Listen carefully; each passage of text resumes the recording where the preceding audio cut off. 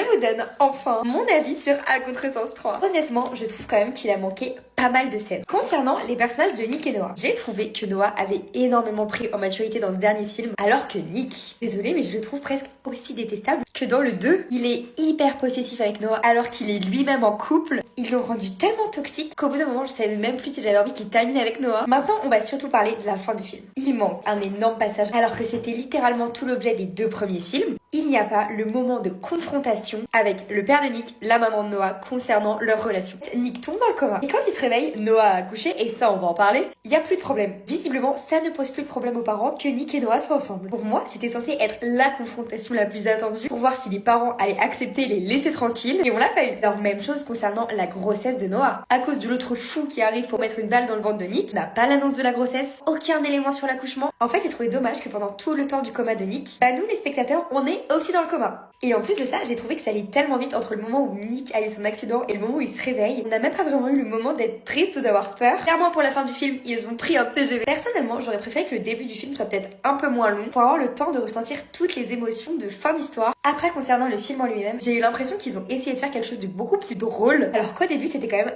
assez dramatique, beaucoup de suspense. Et on va pas se mentir, on a quand même beaucoup moins vu Nick et Noah ensemble de tout le film. On aurait peut-être aimé plus de séquences où ils sont juste tous les deux et aussi plus de voitures. J'ai quand même adoré ce dernier film. J'ai déjà regardé 2 fois et j'attends vos avis en commentaire. Dites-moi ce que vous en avez pensé et j'ai hâte de voir ce qu'ils ont prévu pour la suite d'À Contresens Londres. Bisous!